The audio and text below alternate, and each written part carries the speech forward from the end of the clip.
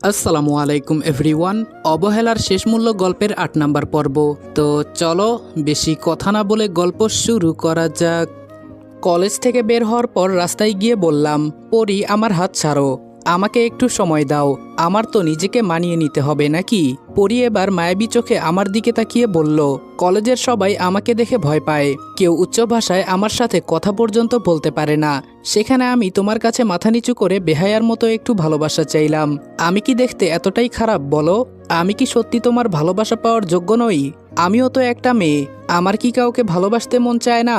নাকি আমি এসব স্বপ্ন দেখতে পারবো না? বলে দাও তোমার মনে আমার জন্য কোনো ভালোবাসা নেই। বিশ্বাস করো আমি তোমাকে কিছু করব না, তুমি আমাকে ভয় পেও না। তুমি চাইলে আমার গালে চড় দিতে পারো, আমি চোখ বন্ধ করে সহ্য করে নিব, তাও তোমাকে কিছু করব না। আর তোমার গায়ে কেউ হাত তুলবে এটাও আমি কখনো হতে দিব না। পরীর কথাগুলো শুনে খুব মায়া লাগলো আমার। এজন্য আমি পরীর একটা হাতের উপর আমার হাত চেপে ধরে পরীর দিকে তাকিয়ে বললাম, বিকাল পর্যন্ত সময় আছে আমার, তোমাকে হতাশ করব না এটুকু বলতে পারি। পরী এবার খুশি হয়ে আমার দিকে তাকিয়ে বলল, মন চাইছে তোমাকে একটা কিস করতে, কিন্তু তোমার যে অনুমতি নেই। আমি পরীর হাতে ছোট একটা চুমু দিয়ে বললাম, হয়েছে ম্যাডাম। পরী এবার একটু লজ্জা পেয়ে বলল, এখন চলো। কিছুটা সামনে যেতেই দেখি রিয়া আর ওর বান্ধবীরা রাস্তায় দাঁড়িয়ে আছে, হয়তো দূর থেকে আমাদের দেখছে। আমি তাড়াতাড়ি পরীর হাত ছাড়িয়ে বললাম, দেখেছো সামনে কে? পরী বলল, কেন, ওকে বুঝি তুমি ভয় পাও? আমি বললাম, আরে ও পাগল একটা মেয়ে, আমার মাথা খেয়ে ফেলে সবসময়। পরী বলল, কেন, তোমাকে তো কিছু করে নাই আবার? আমি বললাম, আরে কি বলো তুমি, ওর বিয়ে ঠিক হয়ে গেছে। পরী অবাক হয়ে বলল, কি? আমি বললাম, ওকে জিজ্ঞেস করো তাহলেই তো হয়। রিয়ার কাছে যেতেই রিয়া আমাদের দেখে বলল, কি ব্যাপার পরী আপু, কালকে শুনলাম ওকে শাস্তি দিয়েছেন, আজকে আবার ওর সাথে, বিষয়টা কি? আমি রিয়ার কথা শুনে হাসি দিয়ে বললাম, পরী আমাকে শাস্তি দিয়েছে, কে বলেছে তোমায়? এই দেখো। আমি এটা বলে পরীর গালে ছোট করে একটা চড় দিলাম, যেটা দেখে রিয়া আর ওর বান্ধবীরা বড় বড় চোখ করে আমার দিকে তাকিয়ে আছে। রিয়া তো ভয় পেয়ে বলল, রনি ভাইয়া তুমি এটা কি করলা? পরী আপুকে তুমি চিনো না। পরী এবার হাসি দিয়ে আমার একটা হাত ধরে বলল, তোমার ভাই যে আজকে থেকে আমার বয়ফ্রেন্ড এটা তুমি জানো? রিয়া তো জানো, এই কথাটা শুনে বড় ধরনের একটা শক খেলো। আমি পরীকে বললাম, পরী তুমি এখন চলে যাও কেমন, আমি ওদের সাথে যেতে পারবো। পরী বলল, আচ্ছা ঠিক আছে, নিজের খেয়াল রাখবে। আর রিয়া, ওর যেন আবার কিছু না হয়, না হলে তোর 12টা বাজাবো। এই কথা বলে পরী চলে গেল। আমি সামনের দিকে হাঁটতে হাঁটতে বললাম, কি ব্যাপার রিয়া, কোনো কথা বলছো না কেন? রিয়া বলল, কি বলবো আপনাকে, আপনি এখানে আসছেন কিছুদিন হলো, আর এর ভেতরেই। আমি বললাম, আমার জীবনটাই এমন রিয়া, আমি যাকে চেয়েছিলাম তাকে আমি পাই নাই। আজকে কলেজে পড়ি আমাকে প্রপোজ করেছে, আর ওকে যদি আমি না করি জানো তো কি হবে আমার, হয়তো আমি বেঁচে থাকতে পারবো না। গাইস তোমরা কি জানো আমি ওয়ানেক্সে গেম খেলার মাধ্যমে প্রতিদিন টাকা আয় করি। এই আইপিএলে তোমাদের পছন্দের টিমের উপর বাজি ধরে তোমরাও যদি আমার মতো টাকা আয় করতে চাও তাহলে এখনই গুগলে ওয়ানেক্স সার্চ করে অফিসিয়াল ওয়েবসাইটে গিয়ে রেজিস্ট্রেশন করো। আর রেজিস্ট্রেশনের সময় যদি আমার দেওয়া special promo code RED18 use করো তাহলে অসংখ্য বোনাস এবং ফ্রি স্পিন পেয়ে যাবা। আর ওয়ানেক্স কিন্তু একটা ইন্টারন্যাশনাল লাইসেন্সকৃত প্ল্যাটফর্ম এবং সবচেয়ে বিশ্বস্ত। এখানে তোমরা ক্রাশ ক্রিস্টালের মতো গেম খেলে সহজেই টাকা আয় করতে পারবে এবং বিকাশ নগদের মতো সকল মোবাইল ব্যাংকিং অ্যাপের মাধ্যমে সহজেই তোমরা তোমাদের জেতা টাকা তুলতে পারবে। আর 24 ঘন্টা 7 দিন কাস্টমার সাপোর্ট সুবিধা তো রয়েছেই, তাই আমি এটা ব্যবহার করে আমার রেগুলার হাত খরচের টাকা আয় করি। তোমরাও ট্রাই করে দেখতে পারো। ওদের বাসায় যেদিন প্রথম গিয়েছিলাম সেই দিন আমাকে দেখে ও নাকি প্রেমে পড়ে গেছে। আগে জানলে ওদের বাসায় যেতাম না। রিয়া বলল, তার মানে আপনি পরীকে পছন্দ করেন না? আমি বললাম, এমনটাও বলতে পারো, তবে দেখি ওর সাথে কয়েকদিন থেকে ও কেমন মেয়ে, যদি ভালো হয় তাহলে চিন্তা করে দেখব, না হলে পরে না করে দিব। তাছাড়া জীবনে চলার পথে জীবনসাথী একটা প্রয়োজন আছে। রিয়া বলল, ও তাই বলেন। আমি বললাম, এসব কথা যেন পরীর কানে না যায়। রিয়া বলল, আরে কি বলেন, আমাদের বিশ্বাস করতে পারেন। আমি বললাম, আর একটা কথা, বিকালে মিতুকে পড়াবো না, ওকে রাতে পড়াবো, আর তোমাকে বিকালে। আজকে বিকাল থেকে, ঠিক আছে? রিয়ার এক বান্ধবী বলল, না কালকে থেকে ভালো হবে। তাছাড়া মিতুকে তো আপনি বলেন নাই নাকি? আমি বললাম, হ্যাঁ এটাও ঠিক। আচ্ছা ঠিক আছে, কালকে বিকাল থেকে।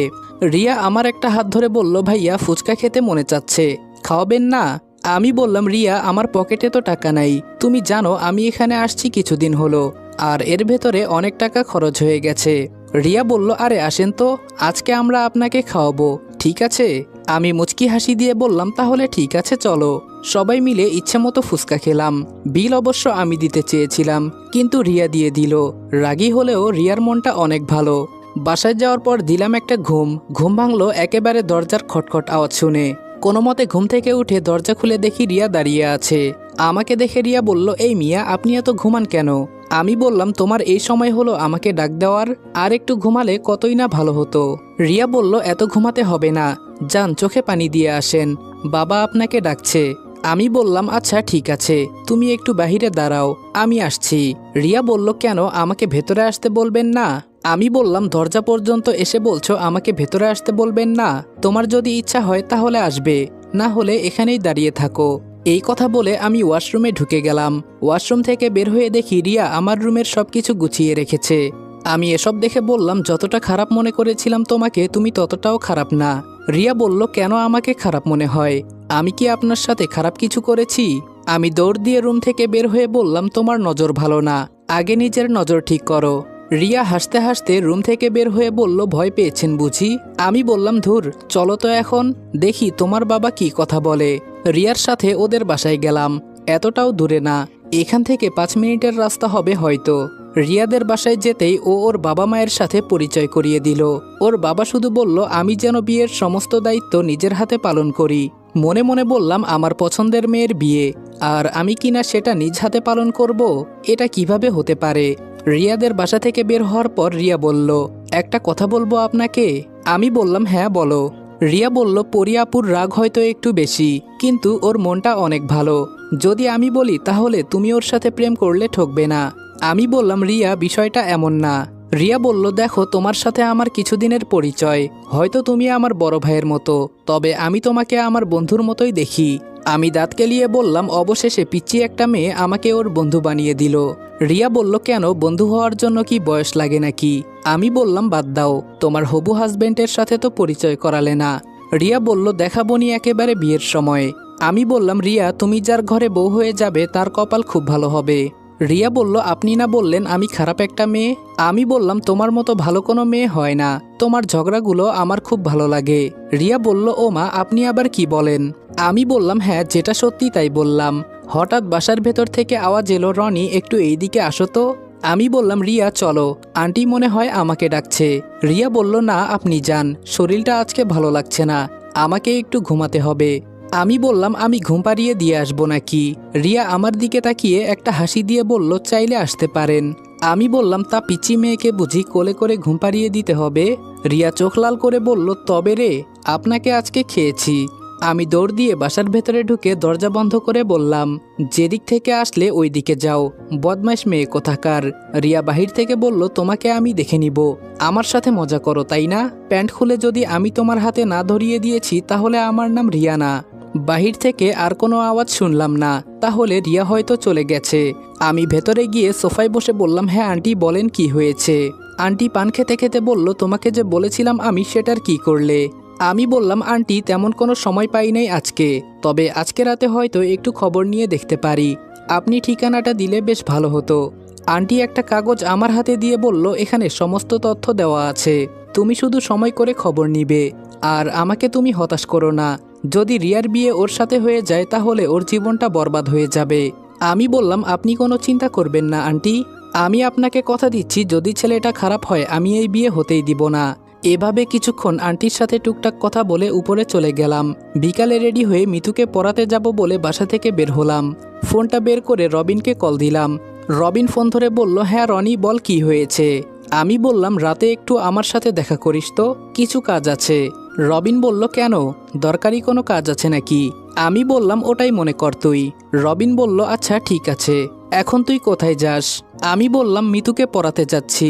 রবিন বলল, সাথে আবার দরজা বন্ধ করে পরীকে পড়াস না, নইলে কিন্তু বিয়ের আগেই বাচ্চার বাবা হয়ে যাবি। আমি বললাম, শালা, তুইও আমার সাথে মজা করিস? ঠিক আছে, কর, এখন যেহেতু আমার সময় খারাপ। রবিন বলল, আচ্ছা সরি। শোন, তাহলে পরীকে কি উত্তর দিবি? আমি বললাম, ওই তুই যেটা বললি সেটাই, তবে তোকে একটা সত্যি কথা বলবো। রবিন বলল, হ্যাঁ বল। আমি বললাম, না এখন না, পরে বলবো, তুই রাতে দেখা করিস। রবিন বলল, আচ্ছা ঠিক আছে। রবিনের সাথে কথা বলতে বলতে মিতুদের বাসায় এসেই গেলাম। দরজায় কলিং বেল বাজাতেই পরি এসে দরজা খুলে দিল। তবে আজকে পরীকে সত্যি সত্যি খাঁটি একটা মেয়ে মেয়ে লাগছে, কারণ আজকে পরি শাড়ি পরেছে। আমি পরীর থেকে নজর সরিয়ে মিতুর রুমের সামনে গেলাম। পেছন থেকে পরি বলল, আজকে আর পড়ানো লাগবে না, তুমি গিয়ে বসো, আমি আসছি। আমি পরির কথা কানে না নিয়ে মিতুর রুমের সামনে আওয়াজ করলাম, মিতু তুমি কি ভেতরে আছো? ভেতর থেকে আওয়াজ এলো, হ্যাঁ স্যার আসেন, আমি তো আপনার জন্য বসে আছি। আমি ভেতরে গিয়ে দেখি মিতু টেবিলে বসে পড়ছে। তবে মিতুর কপালে ঘাম দেখে আমি বুঝে গেছি মিতু কোথায় থেকে দৌড়ে এসে পড়তে বসেছে। হয়তো আমি এসেছি দেখে এসেছে। আমি টেবিলে বসতে বসতে বললাম, ভালোই তো দেখি অভিনয় করতে পারো, আমাকে দেখে কোথায় থেকে দৌড়ে এসেছো, যাতে আমি এসে দেখি আমার ছাত্রী একেবারে পড়ালেখা করে উড়িয়ে দিচ্ছে। মিতু হাসি দিয়ে বলল, আপনি কিভাবে বুঝলেন স্যার?